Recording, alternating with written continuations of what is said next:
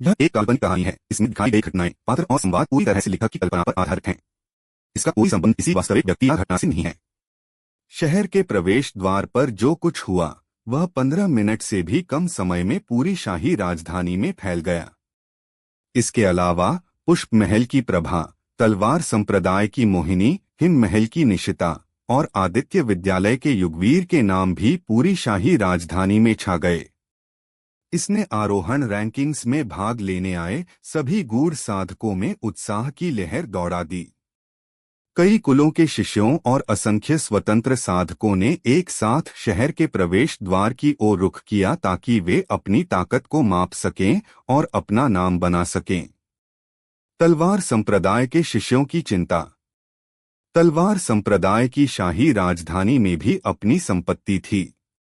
आकाशीय निवास नामक एक सराय के हॉल में तलवार संप्रदाय के वे सभी शिष्य ठहरे हुए थे जो आरोहण रैंकिंग्स में भाग ले रहे थे।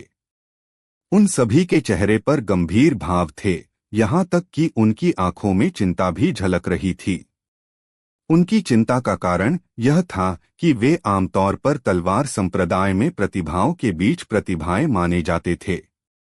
हालांकि आज की घटना ने उन्हें यह एहसास करा दिया कि अगर पूरे दक्षिणी क्षेत्र की बात की जाए तो उनके और सच्ची प्रतिभाओं के बीच एक बहुत बड़ा फासला है। इससे उनका आत्मविश्वास डगमगाने लगा। उनके भावों को देखकर शैलाधर ने अपने दिल में आह भरी। वह जानती थी कि एक बार जब इन साथियों को शाही राजधानी लाया जाएगा और वे उन सच्ची दानवी प्रतिभाओं की ताकत देखेंगे तो ऐसी स्थिति आएगी। हालांकि वह जानती थी कि ऐसा होगा, लेकिन उसके पास इससे निपटने का कोई तरीका नहीं था। हालांकि सौभाग्य से दो लोगों ने ऐसे भाव प्रकट नहीं किए। ये दो लोग और कोई नहीं बल्कि आरव और मोहिनी थे। उन दोनों को देखकर शैलाधर की कसी हुई भौहें धीरे धीरे ढीली हो गईं। इन दोनों के साथ तलवार संप्रदाय पूरी तरह से निराशा की स्थिति में नहीं सिमट जाएगा। थोड़ी देर बाद नभजीत ने उन सभी पर नजर डाली और कहा, मुझे लगता है कि आप सभी को अन्य शक्तियों के शिष्यों की ताकत के बारे में एक निश्चित स्तर की समझ हो गई होगी। यह निर्विवाद है कि हमारे तलवार संप्रदाय और पुष्प महल, हिम महल और आदित्य विद्यालय जैसी शक्तियों के बीच कुछ दूरी है। हालांकि इसका मतलब यह नहीं है कि हमारे तलवार संप्रदाय के शिष्य आरोहण रैंकिंग्स में आरोहण नहीं कर सकते हैं। लेकिन अगर आप आरोहण रैंकिंग्स शुरू होने से पहले ही खुद पर से आत्मविश्वास खो देते हैं तो आप सभी के लिए वास्तव में कोई उम्मीद नहीं बचेगी। शस्त्राधिकार बुजुर्ग, ऐसा नहीं है कि हमें आत्मविश्वास नहीं है, हम तो बस निशाना बनाए जाने से डरते हैं। इसी बीच रुद्रांश ने अचानक कहा, निशाना बनाए जाने का? तुम भूत संप्रदाय की बात कर रहे हो? नभजीत ने माथे पर बल डालते हुए पूछा। रुद्रांश ने सिर हिलाया और कहा, भूत संप्रदाय हमारे तलवार संप्रदाय का कट्टर दुश्मन है। अगर वे हमें निशाना नहीं भी बनाते तो भी हम उन्हें निशाना बनाते। शिष्य पुष्प महल की बात कर रहा है। अगर पुष्प महल और भूत संप्रदाय के सदस्य हमारे तलवार संप्रदाय के शिष्यों के खिलाफ हाथ मिला लेते हैं तो रैंकिंग्स में आरोहण करना तो दूर की बात है, हम शायद जीवित भी न बच पाए। जैसे ही उसने कहा, उसने विशेष रूप से आरव पर एक नजर डाली। किनारे पर चुपचाप बैठी शैलाधर ने माथे पर बल डाला।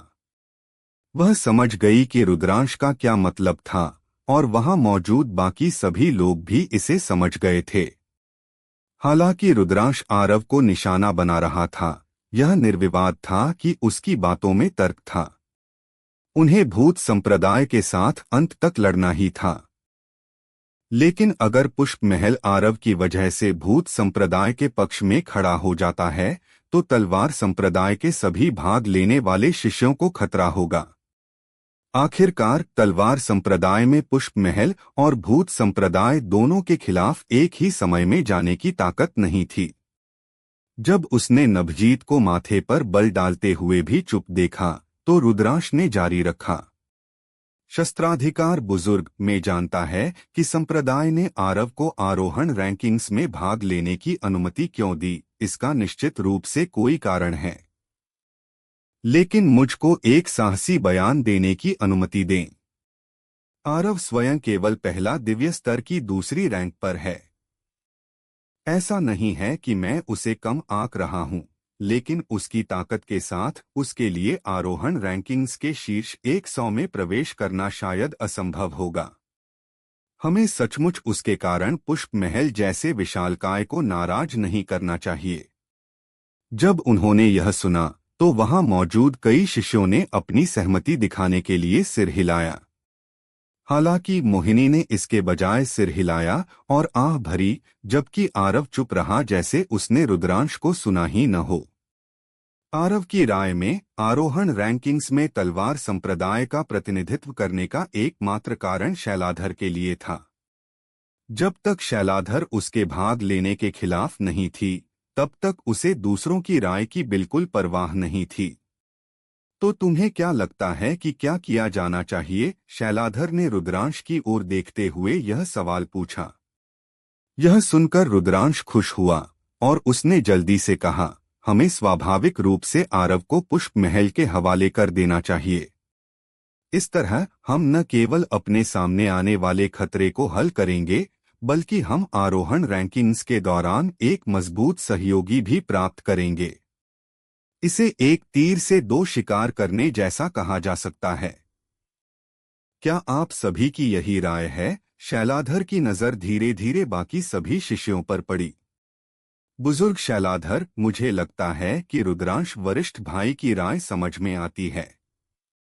अगर आरव की ताकत अत्यंत जबरदस्त है और वह हमारे तलवार संप्रदाय को आरोहण रैंकिंग्स में एक अच्छा रैंक प्राप्त करने में मदद करने में सक्षम है, तो भले ही हमें उसके लिए पुष्प महल को नाराज करना पड़े, यह ठीक है।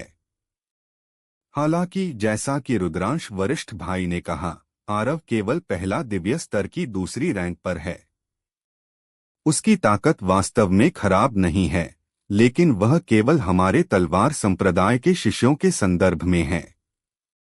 आखिरकार रैंकिंग्स में एक स्थान रखने वाला कौन सा प्रतिभाशाली अपनी साधना की रैंकों को पार करके युद्ध करने में सक्षम नहीं है? आरव की वर्तमान साधना के दायरे के साथ उसके लिए हमारे तलवार संप्रदाय की मदद करना पूरी तरह से असंभव है। इसलिए शिष्य रुद्रांश वरिष्ठ भाई के सुझाव से सहमत है। रुद्रांश के पीछे एक आंतरिक प्रांगण शिष्य ने कहा, मैं भी रुद्रांश वरिष्ठ भाई के सुझाव का भी समर्थन करता हूं। एक और शिष्य खड़ा हुआ और बोला, हमारे तलवार संप्रदाय का पहले से ही एक जबरदस्त दुश्मन भूत संप्रदाय है। इसलिए अब पुष्प महल को नाराज करना सचमुच अविवेकपूर्ण है। मैं भी रुद्रांश वरिष्ठ भाई के सुझाव का समर्थन करता हूं। मैं भी समर्थन करता हूं।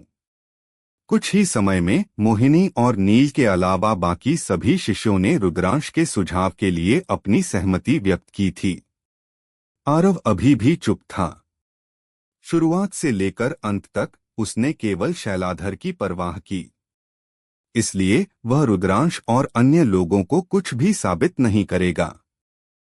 हर रात की कहानी, हर दिन का धमाका, सिर्फ स्टोरी हंगामा पर। तो अभी सब्सक्राइब करें और बेल आइकन दबाएं, क्योंकि अगली कहानी आप मिस ना कर पाए। जहां तक नभजीत का सवाल था, उसे नभजीत की बिल्कुल परवाह नहीं थी। वैसे भी नभजीत के पास उसे हवाले करने का अधिकार नहीं था। आखिरकार उसे आसानी से मिले उस आचार्य को कमजोर नहीं समझा जा सकता था। इस बीच मोहिनी खड़ी हुई, नभजीत को झुकी और फिर बोली, शस्त्राधिकार बुजुर्ग, मैं रुद्रांश के सुझाव का समर्थन नहीं करती हूँ। सबसे पहले आरव अब हमारे तलवार संप्रदाय का प्रतिनिधित्व कर रहा है, तो क्या आरव को हवाले करना यह कहने के बराबर नहीं है कि हमारा तलवार संप्रदाय पुष्प महल से डरता है? क्या हमारे तलवार संप्रदाय के शिष्य भविष्य में साधना के लिए दुनिया में घूमते समय पुष्प महल के शिष्यों से हीन नहीं होंगे? शायद रुद्रांश का सुझाव हमारे तलवार संप्रदाय को पुष्प महल के साथ एक अच्छा संबंध बनाने की अनुमति दे सकता है, लेकिन इस अच्छे संबंध की कीमत हमारे तलवार संप्रदाय की गरिमा और हमारे तलवार संप्रदाय में हजारों शिष्यों की गरिमा है। हालांकि हमारा तलवार संप्रदाय पुष्प महल की तुलना में अपेक्षाकृत कमजोर है, लेकिन यह पुष्प महल से डरने की हद तक नहीं है ना? अपना भाषण समाप्त करने के बाद मोहिनी ने रुद्रांश और अन्य लोगों पर ध्यान भी नहीं दिया जिनके चेहरे पर भद्दे भाव थे। वह नहीं जानती थी कि आरव और पुष्प महल के बीच किस तरह की दुश्मनी मौजूद थी, लेकिन वह आरव के पास मौजूद ताकत के बारे में स्पष्ट रूप से अवगत थी। शीर्ष 100 में प्रवेश करने का तो जिक्र ही क्या है, आरव की ताकत के साथ उसके लिए आरोहण रैंकिंग्स पर ही रैंक पाना भी अत्यंत संभावित था। इसके अलावा वह रुद्रांश और अन्य लोगों के व्यवहार को बर्दाश्त नहीं कर सकती थी। शैलाधर ने हल्का सा सिर हिलाया और फिर वह नभजीत की ओर मुड़ी और बोली, वरिष्ठ भाई, आपका निर्णय क्या है? नभजीत ने आरव पर नजर डाली इससे पहले कि वह धीमी आवाज में बोले, आरव और पुष्प महल के बीच जो भी दुश्मनी मौजूद है, मोहिनी ने जैसा कहा, वह हमारे तलवार संप्रदाय का प्रतिनिधित्व कर रहा है। चूंकि वह हमारे तलवार संप्रदाय का प्रतिनिधित्व कर रहा है, इसलिए हमारे तलवार संप्रदाय के लिए उसे हवाले करना असंभव है। इस बारे में फिर कभी बात मत करना। जैसे ही उन्होंने बोलना समाप्त किया, नभजीत ने जानबूझकर रुद्रांश और अन्य लोगों पर नजर डाली। वह उन चालों से अनजान कैसे हो सकता था जो वे कर रहे थे? अगर आरव वास्तव में हीन ताकत रखता जैसा उन्होंने कहा, तो वह आरव को हवाले करने के लिए सहमत हो जाता। हालांकि आरव ने तलवार इंटेंट को समझा था और आरव स्वयं तंत्र संघ का एक सदस्य था।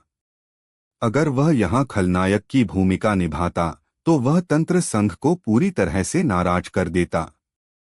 पुष्प महल की तुलना में वह तंत्र संघ को नाराज करने के लिए और भी अनिच्छुक था। नभजीत की बात सुनकर रुद्रांश और अन्य लोगों के भाव और भी भद्दे हो गए। रुद्रांश ने मोहिनी को जोरदार तरीके से घूरा, फिर भी बाद वाली ने उसे सीधे तौर पर नजरअंदाज कर दिया। इससे रुद्रांश का भाव चरम पर भद्दा हो गया। आरव अभी भी चुप था। शुरुआत से लेकर अंत तक उसने केवल शैलाधर की परवाह की, इसलिए वह रुद्रांश और अन्य लोगों को कुछ भी साबित नहीं करेगा। जहां तक नभजीत का सवाल था, उसे नभजीत की बिल्कुल परवाह नहीं थी। वैसे भी नभजीत के पास उसे हवाले करने का अधिकार नहीं था। आखिरकार उसे आसानी से मिले उस आचार्य को कमजोर नहीं समझा जा सकता था। दक्षिणी क्षेत्र की प्रतिभाएं। चलो अब दक्षिणी क्षेत्र के उन प्रतिभाओं के बारे में बात करते हैं, नभजीत ने कहा। आज आप सभी ने केवल हिमखंड के सिरे को देखा है। पूरे दक्षिणी क्षेत्र में असंख्य दानवी प्रतिभाएं हैं। उदाहरण के लिए युगवीर के वे 3 वरिष्ठ भाई और सम्राट अकादमी की प्रतिभाएं। 6 महान शक्तियों और सम्राट अकादमी के अलावा स्वतंत्र साधकों और विभिन्न कुलों के अपेक्षाकृत प्रसिद्ध शिष्यों के बीच कुछ प्रतिभाएं हैं। क्या हमारे पास इन लोगों से संबंधित जानकारी है? मोहिनी की आंखों में आश्चर्य और खुशी की एक झलक दिखाई दी। नभजीत ने सिर हिलाया और कहा, निश्चित रूप से। हमारे तलवार संप्रदाय ने कुछ महीने पहले से ही उन प्रतिभाओं की जानकारी इकट्ठा करना और व्यवस्थित करना शुरू कर दिया था। एक पल में मैं उन प्रतिभाओं से संबंधित जानकारी वितरित करूंगा जो हमें लगता है कि आप सभी को धमकी देने में सक्षम हैं। जानकारी में युद्ध में उनकी उपलब्धियां, उनकी ताकत का मूल्यांकन और उनसे निपटने का तरीका शामिल है। यह सुनकर वे सभी खुश हो गए। अगर उनके पास इन प्रतिभाओं की जानकारी और ताकत के मूल्यांकन होते तो यह स्वाभाविक रूप से सबसे अच्छा होता, क्योंकि केवल खुद को और अपने दुश्मन को जानकर ही युद्ध में हार के किसी भी खतरे से बचा जा सकता है। अब चलो आदित्य विद्यालय और सम्राट अकादमी की प्रतिभाओं के बारे में बात करते हैं। नभजीत का भाव थोड़ा गंभीर था जब उन्होंने कहा, जिन प्रतिभाओं के बारे में मैं बोलने वाला हूं, वे दक्षिणी क्षेत्र की युवा पीढ़ी में सच्ची दानवी प्रतिभाएं हैं। अगर आप प्रतियोगिता के दौरान उनसे मिलते हैं तो एक बार में हार मान लेना सबसे अच्छा है। क्या आप उन प्रतिभाओं के बारे में अधिक जानकारी जानना चाहेंगे जिनके बारे में नभजीत चेतावनी दे रहे हैं? दोस्तों, स्टोरी को लाइक, शेयर व सब्सक्राइब कर दिया करो जिससे मुझे मोटिवेशन मिलता है। नभजीत ने धीरे धीरे बोलना शुरू किया। पहले हिम महल के बारे में बात करते हैं। आप सभी ने उस महिला को देखा, वह है निशिता। वह पहले दिव्य स्तर के शिखर पर है और हिम महल की बाह्य प्रांगण रैंकिंग्स में पहला स्थान रखती है। अफवाहों के अनुसार उसने हिम महल की मध्य स्तर की धरती स्तर की साधना तकनीक, डार्क आइस तकनीक का अभ्यास किया है। लेकिन अब ऐसा लगता है कि यह अफवाह नहीं बल्कि एक सच्चाई है। आप सभी ने शायद उसके चांदी के बालों को देखा होगा। वे कोई सामान्य चांदी के बाल नहीं हैं। उनका हर एक तार एक निम्न स्तर के गूढ़ स्तर के खजाने के बराबर है। इसलिए यदि आप भविष्य में उससे मिलते हैं तो आपको उसके चांदी के बालों से बेहद सावधान रहना चाहिए। यह सुनकर हर कोई चौंक गया, क्योंकि बालों का एक तार भी एक निम्न स्तर के गूढ़ स्तर के खजाने के बराबर था। इसलिए जब उन्होंने उसके सिर को ढके हुए चांदी के बालों के बारे में सोचा तो उन सभी में डर की एक लहर दौड़ गई। आरव के चेहरे पर भी गंभीर भाव था। जब उसके बाल उसकी रहस्यमय हमलों की विधियों के साथ जुड़ जाते थे तो आरव भी यह कहने की हिम्मत नहीं कर सकता था कि वह निश्चित रूप से निशिता को हरा सकता है। इसके अलावा कौन जानता था कि उसके पास अन्य ट्रम्प कार्ड हैं या नहीं? सभी ने जल्दी से सिर हिलाया। जब नभजीत ने उन सभी को सिर हिलाते देखा तो उसने आगे कहा, अब हम पुष्प महल की ओर बढ़ते हैं। वह महिला जिसने अभी अभी निशिता के साथ प्रतिस्पर्धा की, उसका नाम प्रभा है और निशिता की तरह वह पहले दिव्य स्तर के शिखर पर है और पुष्प महल की बाह्य प्रांगण रैंकिंग्स में पहला स्थान रखती है।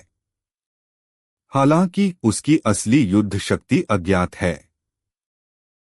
भले ही हमने उसकी असली युद्ध शक्ति की कभी जांच नहीं की, आप सभी ने उसकी निशिता को टक्कर देने की क्षमता देखी है, इसलिए उसकी ताकत निश्चित रूप से बहुत जबरदस्त है।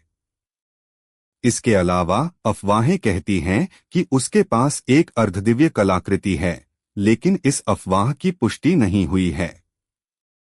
एक अर्धदिव्य कलाकृति, यह सुनकर हर कोई नभजीत की ओर देखने लगा और उनकी आंखें सदमे, विस्मय और गहरे डर से भरी हुई थीं। एक अर्धदिव्य कलाकृति क्या थी? डार्क खजानों को स्वर्ग, धरती, गूढ़ और पीला स्तरों में विभाजित किया गया था, जबकि दिव्य कलाकृतियां स्वर्गस्तर के डार्क खजानों से ऊपर रहती थीं। दिव्य कलाकृति तो दूर की बात है, उनमें से कुछ ने तो स्वर्गस्तर या धरती स्तर के खजानों को भी नहीं देखा था। आखिरकार तलवार संप्रदाय के पास भी बहुत से धरती स्तर के खजाने नहीं थे। फिर भी पुष्प महल की एक बाह्य प्रांगण शिष्या के पास एक अर्धदिव्य कलाकृति हो सकती थी। भले ही यह सिर्फ एक अर्धदिव्य कलाकृति थी, यह ऐसी चीज नहीं थी जिसका उनमें से कोई भी मुकाबला कर सके। जब आरव ने अर्धदिव्य कलाकृति शब्द सुना तो उसकी पलकें फड़क उठीं। वह एक अर्धदिव्य कलाकृति की शक्ति से बहुत स्पष्ट रूप से अवगत था और वह जानता था कि इसका उपयोग आत्मिक स्तर के विशेषज्ञों के खिलाफ किया जा सकता है। यदि प्रभा ने आरोहण रैंकिंग्स के दौरान लड़ाई में इसका इस्तेमाल किया तो बाकी सभी केवल हार मान सकते थे। यहाँ तक कि आरव भी इसके सामने असहाय था। भले ही उसके पास भी एक अर्धदिव्य कलाकृति थी, लेकिन आरोहण रैंकिंग्स के दौरान इसका उपयोग करना उसके लिए बिल्कुल असंभव था, क्योंकि अगर उसने ऐसा किया तो उसे निश्चित रूप से पूरे भूत संप्रदाय द्वारा पीछा किया जाएगा। अपनी वर्तमान ताकत के साथ वह वास्तव में भूत संप्रदाय जैसे विशालकाय का मुकाबला करने में असमर्थ था। यह सिर्फ एक संभावना है। नभजीत ने सिर हिलाया और कहा, इसके अलावा भले ही उसके पास एक हो तो भी ज्यादा डरने की जरूरत नहीं है, क्योंकि अर्धदिव्य कलाकृति ऐसी चीज नहीं है जिसे उसकी वर्तमान साधना के स्तर पर नियंत्रित किया जा सके। भले ही वह इसे नियंत्रित करने में सक्षम हो, मुझे लगता है कि उसे एक बहुत बड़ी कीमत चुकानी पड़ेगी जो शायद उसकी जान भी ले लेगी। इसलिए जब तक वह ऐसी स्थिति का सामना नहीं करती जहां उसका जीवन खतरे में हो, वह शायद इसका इस्तेमाल नहीं करेगी। यह सुनकर दूसरों ने राहत की सांस ली। वे सभी तलवार संप्रदाय के शीर्ष प्रतिभाशाली थे, लेकिन अगर उन्होंने सोचा कि वे प्रभा के जीवन को खतरे में डालने में सक्षम हैं, तो वे अपनी क्षमता को अधिक आंक रहे थे। भले ही यह थोड़ा शर्मनाक था, यह एक सच्चाई थी। भूत संप्रदाय और आंतरिक कलह। अब भूत संप्रदाय का समय है। नभजीत के चेहरे पर ठंडक की एक लकीर दिखाई दी जब उसने कहा, आप सभी ने भूत संप्रदाय के उस भानु को देखा है। वह भूत संप्रदाय का शिष्य है जिसने सहार इंटेंट को समझा है, और मुझे लगता है कि आप सभी को अब तक उसकी ताकत की थोड़ी समझ हो गई होगी।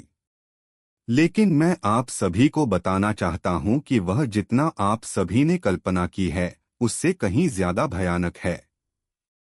शस्त्राधिकार बुजुर्ग, उसी समय नील ने कहा, तो क्या हुआ अगर उसने सहार इंटेंट को समझा है? हमें मोहिनी सीनियर सिस्टर के हमारे पक्ष में होने पर क्यों डरने की जरूरत है? रुद्रांश ने नील की ओर देखा जबकि उसकी आंखों में अप्रसन्नता और क्रोध की एक लकीर कौंध गई।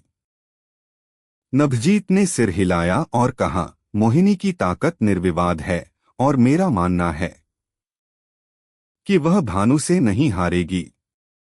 हालांकि आप सभी को इस वजह से लापरवाह नहीं होना चाहिए। लापरवाही आप सभी के लिए मौत लाएगी। खासकर तुम, मोहिनी। भविष्य में तुम्हारे और भानु के बीच निश्चित रूप से एक लड़ाई होगी और तुम्हें उसके साथ लड़ाई में लापरवाह नहीं होना चाहिए। इसके अलावा तुम्हें उसके सहार इंटेंट से सावधान रहना चाहिए। शिष्या इसे याद रखेगी। मोहिनी ने सिर हिलाया। नभजीत ने सिर हिलाया और फिर उसने दूसरों की ओर देखा और कहा, जहां तक आप सभी का सवाल है, यदि आप भानु का सामना करते हैं जबकि मोहिनी मौजूद नहीं है, तो आपको उससे लड़ना नहीं चाहिए और तुरंत पीछे हटना चाहिए। समझे? शस्त्राधिकार बुजुर्ग, अगर हम बिना लड़े पीछे हटते हैं तो क्या यह ऐसा नहीं होगा जैसे हम कह रहे हैं कि हमारा तलवार संप्रदाय भूत संप्रदाय से डरता है? रुद्रांश ने धीमी आवाज में कहा, मैं समझता है कि भूत संप्रदाय का भानु बहुत जबरदस्त है, लेकिन मैं डरता नहीं हूँ। यदि मेरा सामना प्रतियोगिता के दौरान उससे होता है तो मैं बिना लड़े बिल्कुल पीछे नहीं हटूंगा। इसके अलावा मुझको अपनी क्षमता पर विश्वास है कि वह उसे मार डालेगा, भले ही उसने उस सहार इंटेंट को समझा हो जिसके बारे में शस्त्राधिकार बुजुर्ग ने बात की। आरव ने रुद्रांश की ओर देखा जबकि उसने अपने मन में कहा, मूर्ख। आरव कैसे नहीं समझ सकता था कि रुद्रांश ने यह सब नभजीत को सुनाने के लिए कहा था। ऐसा नहीं था कि आरव रुद्रांश को नीचा देखता था, लेकिन अगर रुद्रांश का सामना भानु से होता तो वह निश्चित रूप से हार जाता, क्योंकि आरव ने भानु से एक खतरनाक आभा महसूस की थी। फिर भी उसे रुद्रांश से ऐसी कोई भावना महसूस नहीं हुई। मोहिनी ने उदासीनता से रुद्रांश की ओर देखा और कुछ नहीं कहा। नभजीत ने माथे पर बल डाला और कहा, रुद्रांश, तुम्हारे विचार और भावना अच्छी है, लेकिन तुम्हें अपनी क्षमता के अनुसार काम करना भी पता होना चाहिए। अर्थहीन बलिदान मूर्खतापूर्ण हैं। मैं जानता हूं कि तुम्हारे पास एक ट्रम्प कार्ड है, और मैं जानता हूं कि तुमने पहले अपनी ताकत छिपाई थी, लेकिन तुम्हें कैसे पता कि भानु के पास अपने सहार इंटेंट के अलावा अन्य ट्रम्प कार्ड नहीं हैं?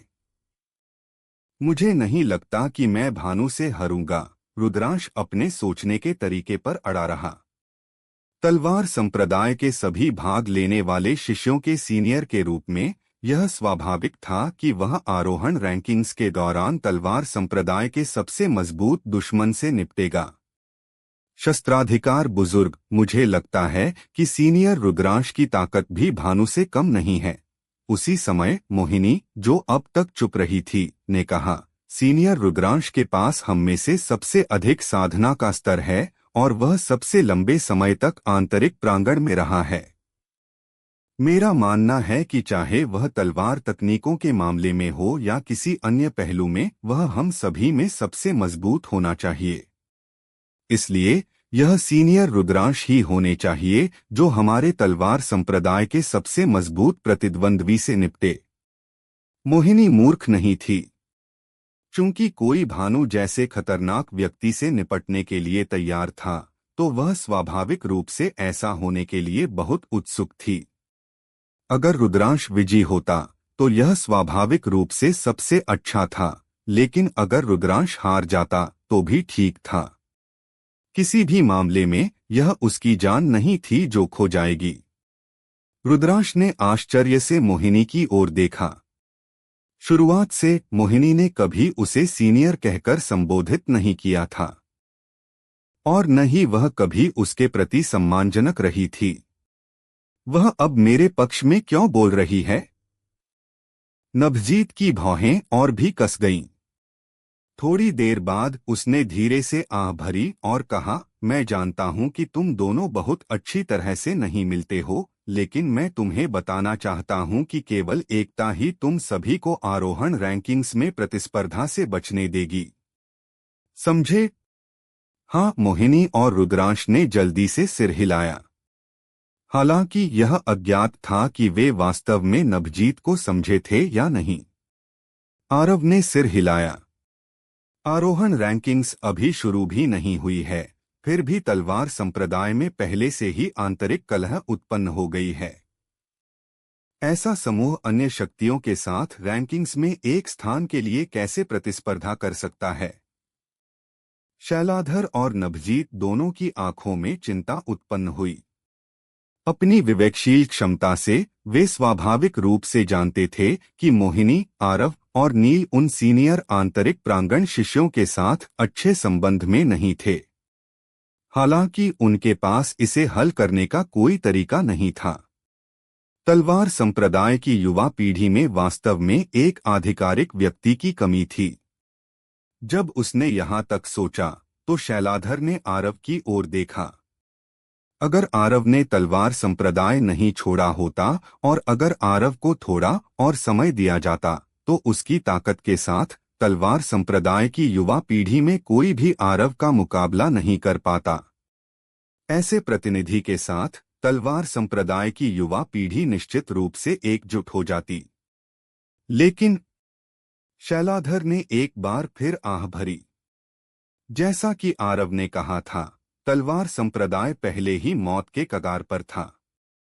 अगर अगले कुछ वर्षों में तलवार संप्रदाय के भीतर एक शानदार शिष्य दिखाई नहीं दिया तो तलवार संप्रदाय शायद वास्तव में एक द्वितीय स्तर की शक्ति में बदल जाएगा। जब आरव ने शैलाधर की आंखों में चिंता देखी तो उसके दिल में थोड़ा दर्द हुआ।